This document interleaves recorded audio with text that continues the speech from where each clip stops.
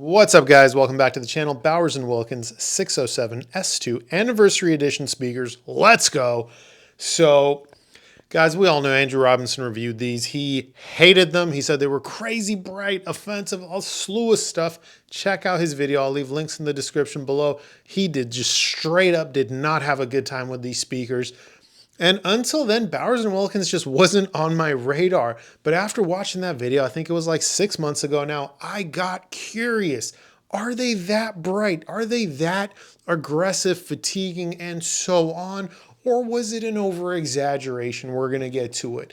Let me throw the main specs on screen so you guys can check that out. We'll do this review the same way we generally do. I'll tell you about some standout features, tell you what they sound like. We'll do some comparisons, then we'll wrap it up. So, standout features, in my opinion, I think this is a very good looking speaker. I like the permanently attached metal grill on the front.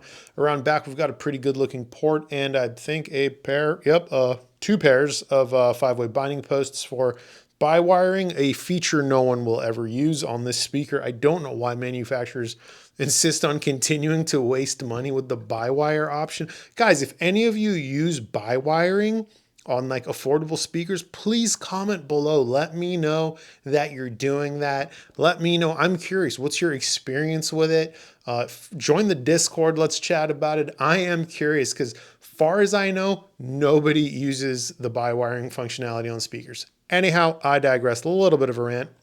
Another standout feature, in my opinion, this is just aesthetics. I think this is a very good looking speaker. I love the look of the Continuum Cone mid-bass driver. And this tweeter, believe it or not, I'll throw a picture on screen so you can see what I'm talking about. It has its own sealed off chamber. It doesn't share any of the airspace with the, driver, right? So I think that's pretty cool. So that about sums it up, guys. Aside from that, it's a fairly affordable speaker. It's under $1,000. It's going to have a vinyl wrapped cabinet. I think the front baffle is painted and yeah, the rest is vinyl. So what do they sound like? Are they as bright as Andrew Robinson said, or, was he wrong? He wasn't wrong. They can get aggressive. That is correct. That is a fact. But stay with me and hear me out. So the top end is absolutely energetic. It is absolutely on the forward side of neutral. It is the most energetic top end speaker I have reviewed to date. With that, however, there is tons of sparkle, tons of clarity, tons of detail, and tons of air. And while the treble quantity is crazy high up here, I want you guys to know, as is the treble quality and refinement. This is not just a treble quantity over quality scenario. No, sir. The treble you get is shockingly refined for this price category, and in fact sounds very, very good. There's just a ton of it. This is going to be a scenario where it's going to really come down to personal taste. Like maybe, you know what I mean? You've been to a lot of like Grateful Dead concerts back in the day, things like that. And you find yourself digging into that tone control for that treble a lot more than you used to, maybe when you were younger. You might like a speaker like this. Or maybe your room is very, very overdamped. You've got something like a cloud couch, shag carpets, art all over the walls, and they're all canvases. You got a ton of absorption, tons of curtains. I don't know how absorbing a room can be, but you get my point. Then maybe a speaker like this will start to make sense. Or simply put, you just like your treble hot and spicy. There are people like that. I know that because when I reviewed the Dolly Oberon 1, that was another speaker that was very spicy up top. I got quite a few comments from owners that were like, hey, this is the sound I like. There's, that's why they make speakers that are really, really bright. Some people like that. And if you want me to quantify how bright these are, best way I can describe it is, take whatever system you've currently got and just do +4, +5 on the tone controls. That's what these sound like as far as quantity goes. However, again, this is some of the most refined treble I've heard at this price point, if you could believe that or not. The Dynaudio EMIT 10 2021 version is also very good, though. Okay, enough about the treble. You boys get it. It's spicy, it's forward, it's energetic. However, it is very, very refined and sounds very clear, very open, very detailed. Moving down to the mid-range, it is going to be like a little bit recessed to some degree. On my system, it still sounded very good. It was still very open and did have a lot of clarity, but it didn't have enough going on to use any more descriptors beyond what I've already said. So moving down to the bass, this was very shocking. For how small this speaker is, I was very impressed with its bass quantity, output, and quality. The bass is freaking good, guys. I don't know what it is about Bright speakers. They all seem to have really good bass. The Dolly Oberon 1, again, is another very Bright speaker that I reviewed that I personally hated, but it had killer bass, and I was not afraid to say that in the video. I talked about how the mid-bass woofer they used, just tonal richness and just clean bass, articulate bass. It dug deep. Same with the Bowers & Wilkins 607 S2 Anniversary Edition. Wow, that's a mouthful. Bass, phenomenal. They bring the bass. It's clean, it's articulate, it's powerful, and size-defying, dare I say. A subwoofer might be optional for some people. Not for me, just so we're absolutely clear. A subwoofer is never optional for me, but I could definitely see some people saying, hey, that's enough bass for me. Do with that information what you will. So again, guys, look, Andrew Robinson definitely was not exaggerating. These are spicy in the top end. I think there was some things he could have also mentioned that he maybe didn't. But you know what? It is what it is. Like I said, while they are very spicy, the quality of treble is very good. Is it too spicy for me, if anyone's wondering? Yeah, absolutely. I had a hard time making it through entire songs. I don't have tone controls in my system. It's a purist system. So, and when I say purist, I'm not like saying that with like pride or arrogance. That's just what they call systems like that. If your preamp doesn't have tone controls, a built-in DAC, and all those features, it's considered a purist piece, and that's what I own. So, let's do comparisons. How do they compare to other speakers in and around this price point? Let's talk about the ELAC DBR62. That's a $700 speaker. That's around this price. ELAC DBR62's treble is much more balanced, nowhere near as resolving as the Bowers & Wilkins 607 S2 Anniversary Edition. I'm going to say the whole name every time, guys. The Bowers & Wilkins 607 S2 Anniversary Edition, while being much, much, much brighter, does give you more detail, more clarity, more openness, more sparkle, more pinpoint imaging, and so on. It has the better treble, this Bowers & Wilkins speaker. There's just a lot of it. Moving down to the mid-range, I'm going to say the ELAC DBR62 has the better mid-range. That's kind of what it's known for. That's its party trick. At its price point, it's some of the best mid-range you can get outside of the Polk Reserve line of speakers. And we'll talk about that comparison next.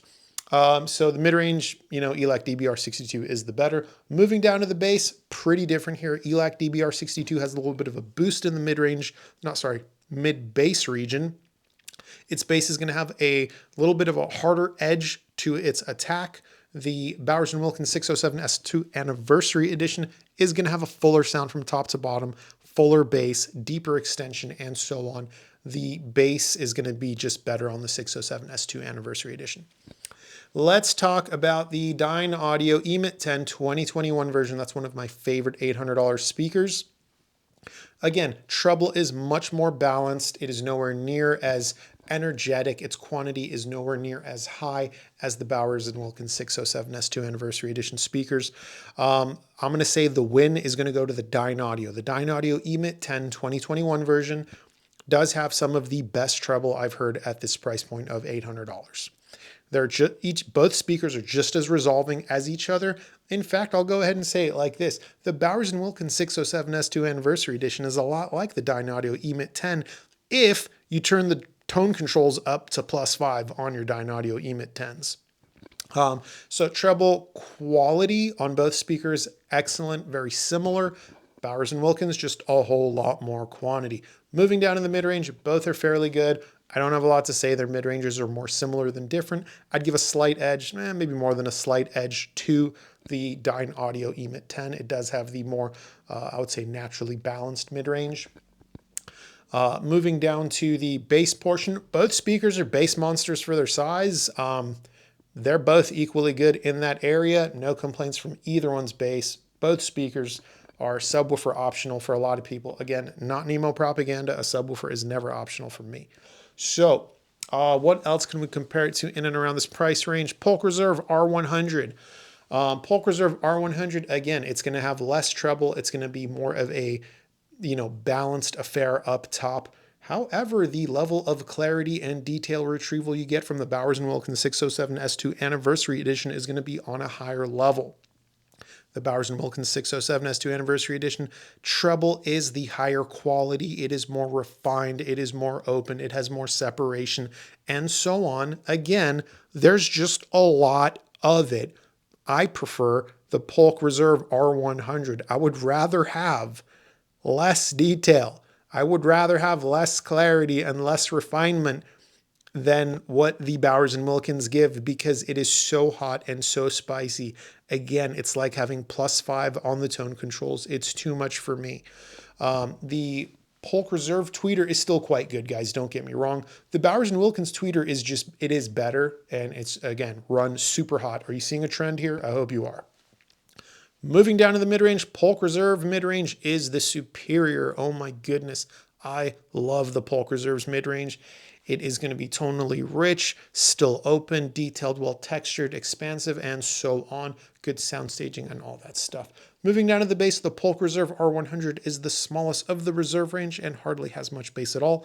The Bowers & Wilkins 607 S2 Anniversary Edition has much more bass and a much fuller sound overall. So, the takeaway is this: any speaker I compare to the Bowers & Wilkins 607 S2 Anniversary Edition is going to have less treble.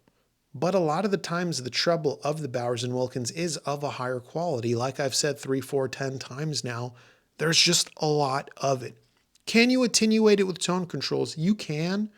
Not all tone controls are created equal. Sometimes tone controls bring down more than you expect, but if you can isolate that peak and bring it down, I think you can have a really awesome speaker here.